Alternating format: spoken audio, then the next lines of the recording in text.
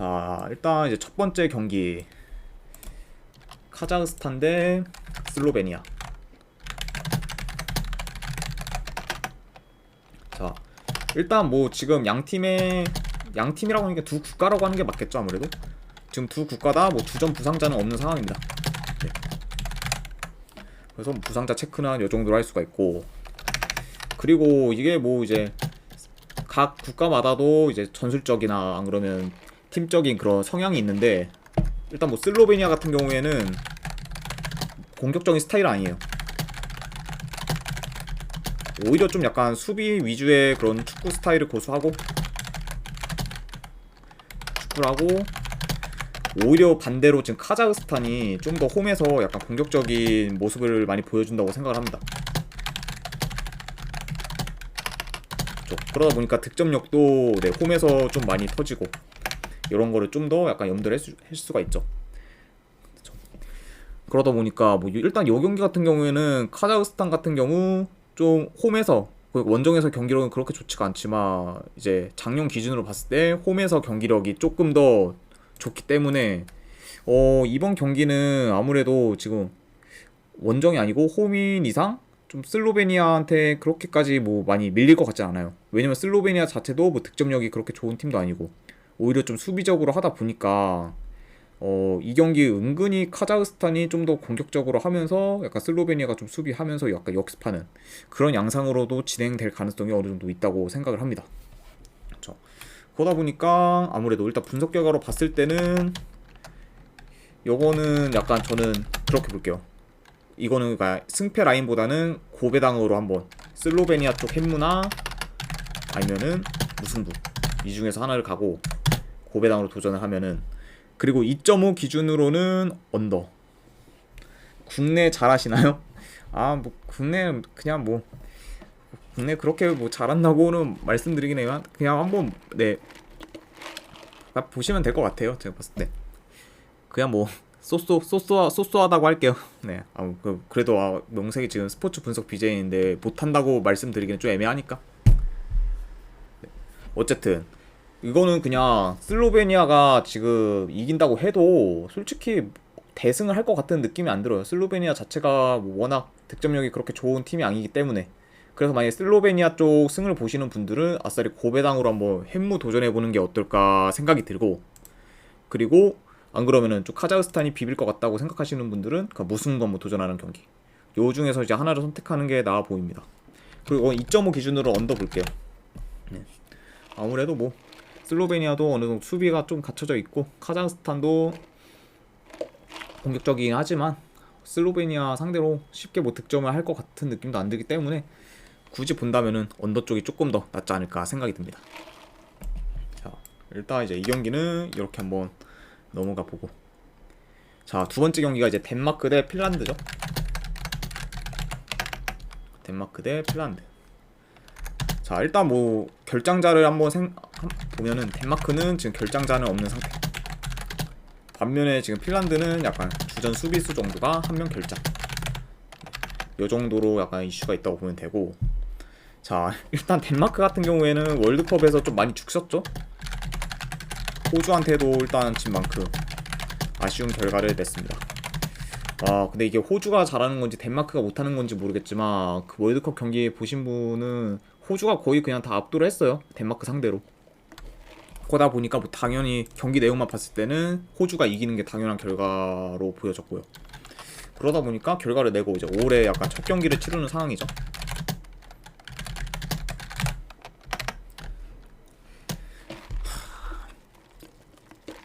일단은 뭐 전반적으로 봤을 때 그래도 양 국가, 네, 두 국가 다 일단 수비가 네, 좋은 편에 약간 속하고, 그 덴마크 같은 경우에는 홈에서 어느 정도 지금 조직력이 많이 견고합니다. 그 다른 국가들에 비해서 어느 정도. 그러다 보니까 지금 덴마크 같은 경우엔 좀 홈에서는 약간 공격적이기보다는 좀 점유율 축구 위주로 약간 구사를 하고, 그리고 그러다 보니까 어느 정도 일단 주도권은 덴마크가 가져갈 것 같아요. 분위기를 봤을 때. 그러다 보니까 덴마크가 아무래도 좀 조심해야 되는 점은 좀 핀란드의 역습. 그렇죠. 핀란드는 보통 이제 푸키 선수, 예전에 이제 지금도 노리치에 뛰는지 모르겠지만, 그쵸, 노리치의 약간 공격수 그 푸키 선수가 어느 정도 지금 조심하면은, 역습만 조심하면은 그래도 덴마크가 좀 무난히 약간 승기를 잡을 가능성이 있지 않을까, 네, 생각이 듭니다.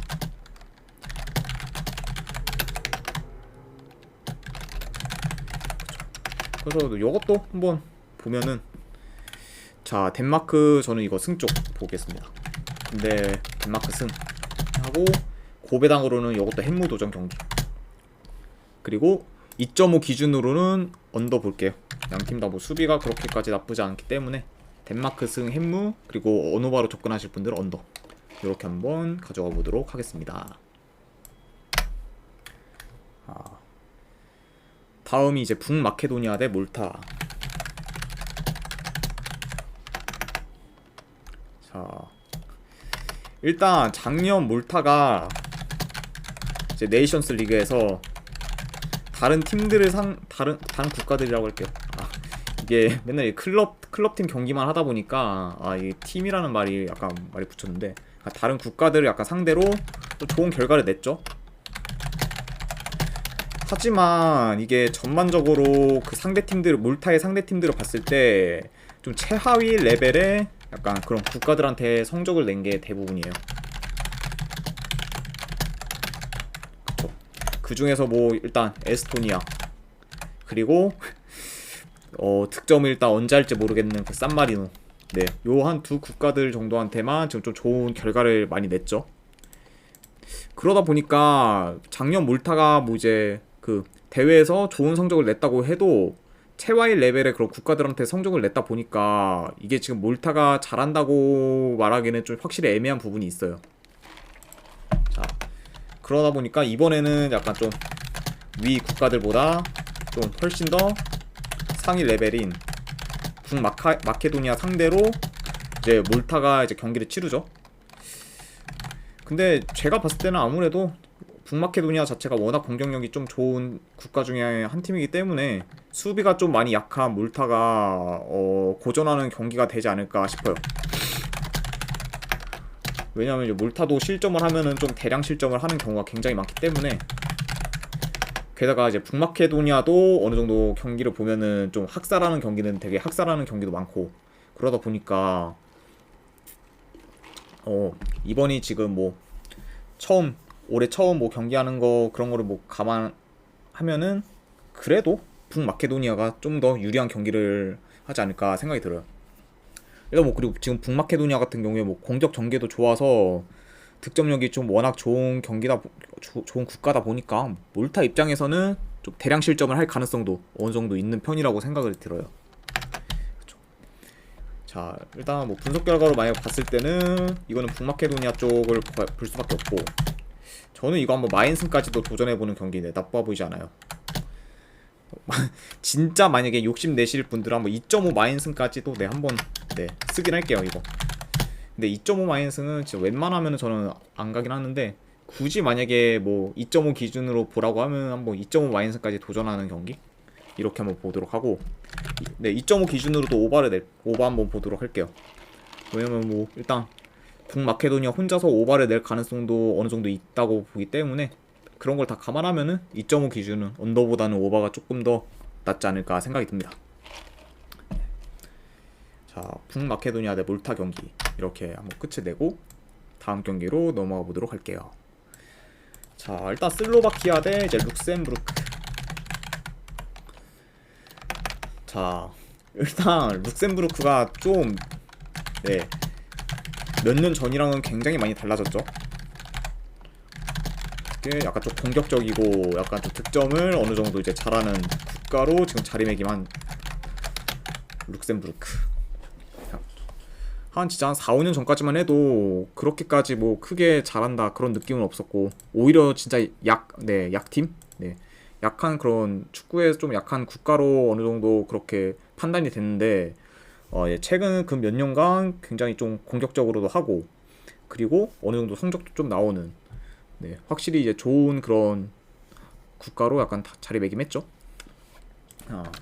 일단 뭐 지금 현재 뭐 슬로바키아 같은 경우에 일단 지금 나폴리의 지금 핵심 미드필더 로보트카가 약간 에이스로 이렇게 선두 지휘를 하고 있고, 하지만 뭐 지금 최근 네이션스 리그에서는 많이 좀 부진한 모습을 보였습니다.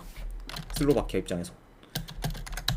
자, 슬로바키아 뭐 입장에서는 지금 최근 이제 네이션스 리그에서 아제르바한테 2대1로 패. 그리고 카자흐스탄한테도 2대1로 패. 그쵸. 분명 뭐 이제 약간 경기력이나 뭐 이제 피파 순위는 슬로바키아가 이제 요 두 팀보다는 확실히 높은 팀이긴 한데 그럼에도 불구하고 약간 작년 좀 네이션스 리그에서의 그런 경기력이나 성적은 별로 좋지 않았다. 이렇게 지금 판단이 듭니다.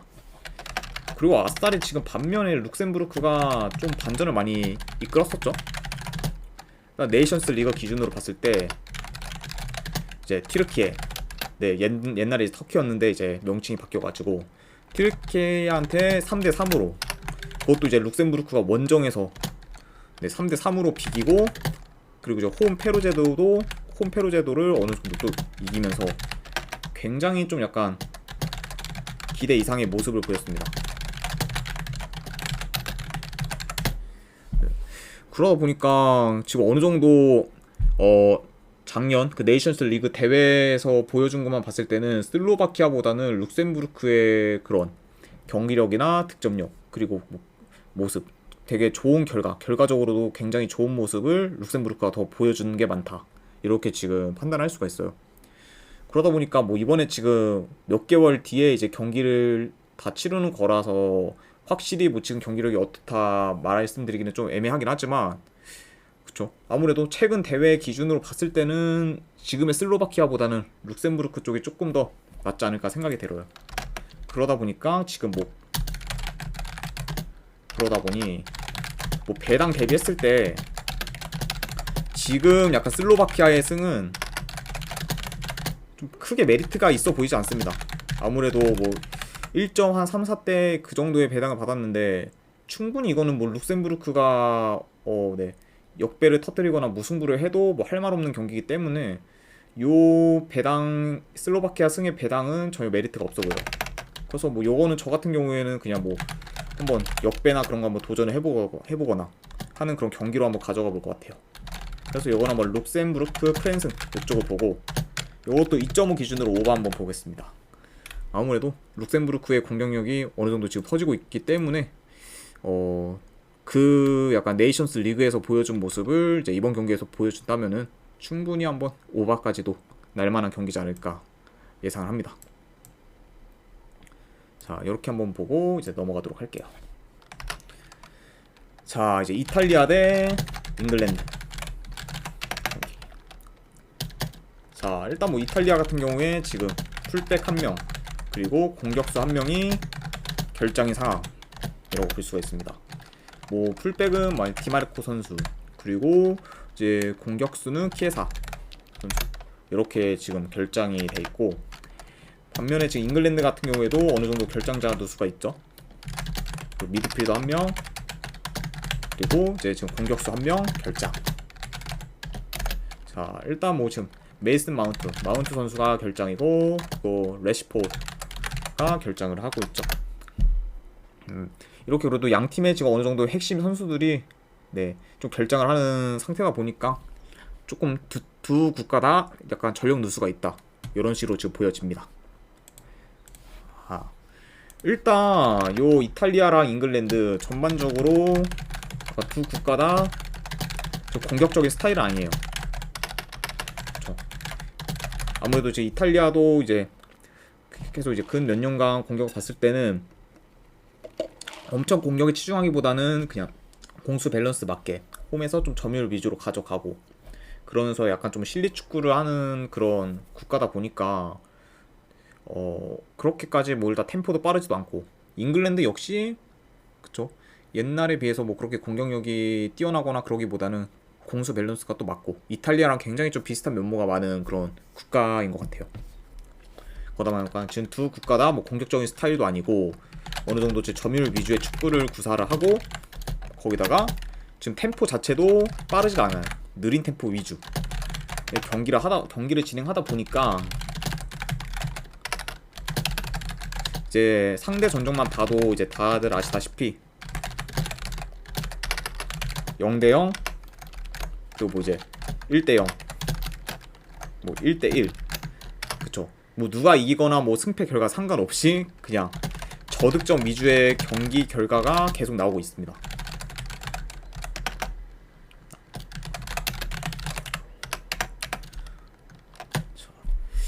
물론 뭐 갑자기 올해 들어서 뭐 어느 팀 어느 국가가 뭐 팀 스타일이 바뀌어서 굉장히 뭐 공격적으로 나가거나 뭐 그거는 뭐 알 수 없지만, 그래도 지금 뭐 최근 그런 경기 스타일이나 그런 것만 파악을 했을 때는 이번 경기 역시 이전 경기들과 네 크게 다를 거 없이 그냥 느린 템포로 그냥 경기 양상이 진행되면서 어느 정도 좀 저득점 위주의 경기가 되지 않을까 생각이 들어요. 게다가 뭐 지금 양쪽의 그런 주전 공격수인 이탈리아에서는 키에사, 그리고 잉글랜드에서는 약간 레시포드, 그런 어느 정도 약간 슬래셔 그런 공격수들이 좀 결장이기 때문에 더더욱 조금 더 양팀 다 득점하기는 어렵지 않을까, 네, 조심스럽게 생각을 해요. 그래서 일단 이 경기 같은 경우에 분석 결과로 가져가면은, 자 솔직히 이거는 뭐 누가 이겨도 할 말이 없어요. 아무래도 그러다 보니까 일단 승무패 어느 정도 다 뭐가 나와도 이상하지 않은 경기이기 때문에, 이런 경기 같은 경우에 저는 그냥 역배 쪽 보거나 무승부 쪽 한번 도전하는 경기로 가져갑니다. 그래서 저는 그래도 요건 한번 무승부 그냥 도전하는, 네, 무자비 경기로 한번 가져가 보는 것도 나쁘지 않아 보이고, 2.5 기준으로 언더 이렇게 한번 보도록 하겠습니다.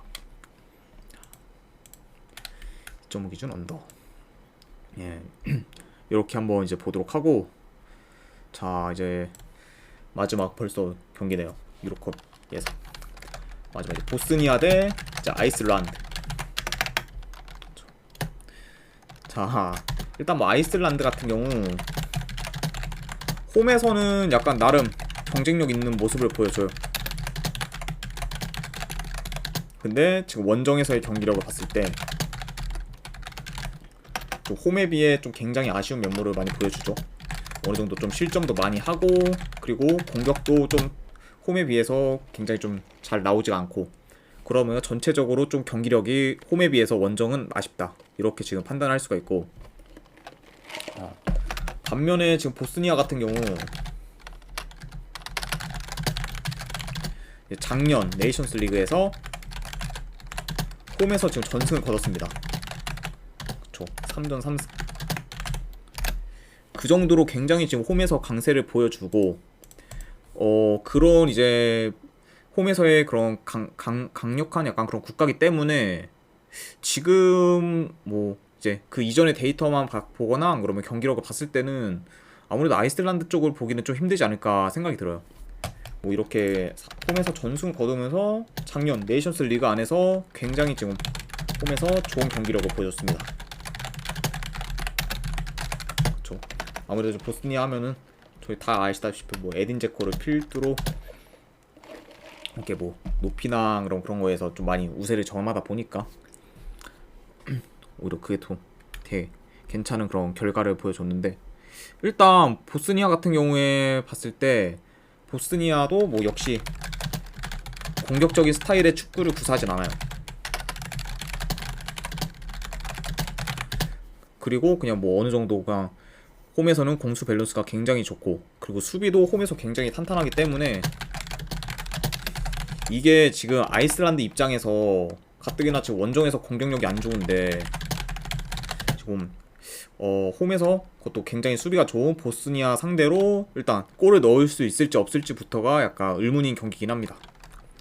보스니아의 약간 수비를 뚫기는 약간 쉽지 않아 보이는 경기. 그쵸. 그래서 일단 지금 상황으로 봤을 때는 그냥 보스니아 쪽을 한번 좀 더 보는 게 낫지 않을까 생각이 들어요. 그래서 이거는 분석 결과로 보면은 저는 이거 이제 일단 보스니아 쪽 승을 봅니다. 보스니아 쪽 승을 보고 2.5 기준으로는 언더 한번 볼게요. 아무래도 일단 아이슬란드가 만약에 득점을 못한다고 전제를 하면은 오버스코어보다는 언더스코어가 조금 더 괜찮지 않나 싶어서 보스니아 승에 2.5 기준으로 언더 이렇게 한번 보도록 하겠습니다. 네. 자 일단 뭐 이렇게까지 해서 오늘 분석은 이제 여기까지 다 진행이 됐고요. 혹시 이제 궁금하시거나 뭐 안 그러면 네 좀 약간 여러 경기들에 대해서 더 여쭤보실 분들은 채팅으로 질문을 해주시면은 제가 답변해 드리도록 하겠습니다. 네, 일단 지금까지 분석 방송 봐주신 분들 대단히 감사드립니다. 감사합니다.